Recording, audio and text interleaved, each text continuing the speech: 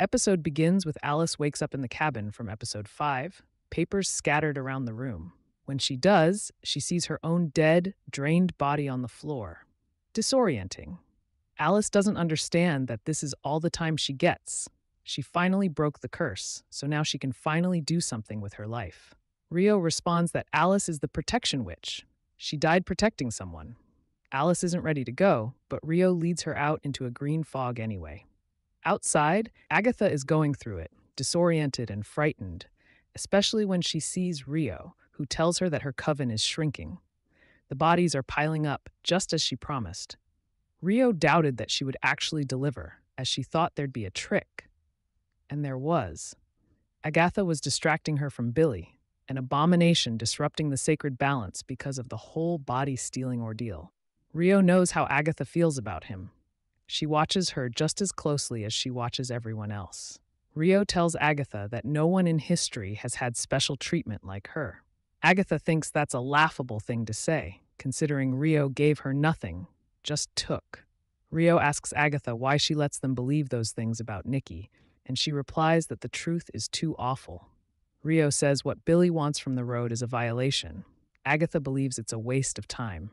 Tommy's not out there. Not yet, anyway. Rio has to take Billy because she can't let Tommy be Billy 2.0. Agatha defeatedly tells her to take him before realizing Rio can't. If he's killed, he'll reincarnate again, and Rio will lose him, so she needs Billy to turn himself in. Agatha promises to arrange that in exchange for Rio letting Agatha go, but she also wants death to stop pursuing her and making her life hell. When Agatha dies, a long time from now, she doesn't want to see Rio's face. Rio's clearly hurt, but agrees. She walks away and puts a knife through the wall of the road, exiting. Jen is pounding on the door to the tarot trial, sobbing to Billy about how Lilia is gone, even though it was her choice to sacrifice herself. Jen tells Billy the green craft is above the cycle of all living things, growth and decay. Given that Agatha's ex is officially death, it makes sense. Billy tells Jen the fact she and Rio met over bodies is proof that Agatha has feelings, which confuses Jen. She doesn't get his loyalty. Billy says he's aware Agatha can never be anything but a coven-less witch, which she overhears before barking it's time to finish the road. The last trial is an earth one, with no green witch, tragically, but Agatha says there's some overlap with potions. She mocks Jennifer, surprised she survived this long, as her money was on Lilia. As Agatha is being an annoying pest, she trips on their shoes, revealing that they're back to the beginning, as the road is a circle. If that's the case, then how the hell do they get off? Billy tries to help, but Agatha screams at him in the most terrifying voice to be quiet if he doesn't know what to do. Agatha says they have to keep going, and Billy puts his shoes back on. They took them off out of respect for the road, and the road doesn't deserve that. Billy wakes up in a body bag in a morgue, followed by Agatha and Jen. Agatha realizes they're in her basement, and Jen notes that the ceiling has grow lights. They each have their personal items back, including Agatha's brooch and Billy's spellbook, though he can't read anything in it. The grow lights start going off, starting the countdown.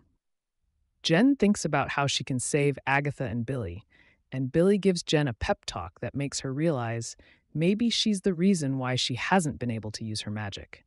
She's not bound at all from her time in Boston. Agatha notes she didn't realize she ever passed through there, and Jen realizes Agatha's the one who bound her for 100 years. In Agatha's defense, she didn't know it was her. Jen does an emotional unbinding ritual, and her power enters her again. She then disappears because the road gave her what she was missing. Agatha tells Billy that this can end right here, right now, if he juices her up. He doesn't trust her, assuming she's going to take all his power, but Agatha tells him to sit down so they can find his brother. Tommy isn't waiting out there with a body, but Billy can give him a new life, which is what has Rio in a tizzy. She instructs Billy to close his eyes and tell her the last things he remembers with Tommy. He recounts the last few moments of the hex as Agatha walks him through it, instructing him to keep calm and breathe through it all with Tommy in a very touching sequence. Billy places Tommy's soul in the body of a kid who's about to drown, but his family is bad. There's no one to love him. Billy asks Agatha if he's killing a boy so that Tommy can live, but before he can hear her say no, he disappears. Alone, Agatha sadly says that sometimes boys die. She takes the piece of Nick's hair from her brooch and gently brushes it down her face. Beneath the hair, there's a small dandelion seed that she uses to successfully complete the trial by placing it in a patch of soil beneath the cracked ground. As the last lights begin to go out, Agatha screams that she needs more time, crying as a dandelion grows out of the dirt. The ceiling lights back up before starting to cave in, and Agatha makes it out just in time, emerging from the storm shelter in Westview. Rio laughs and cheers from her perch atop the house, congratulating Agatha on making it through the last trial, but she still doesn't have her powers. Agatha wants her prize, but so does Rio. Where's Billy?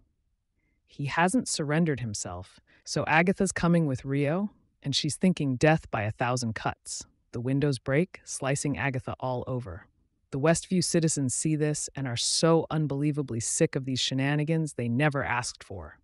These two have made their messy breakup everyone's problem.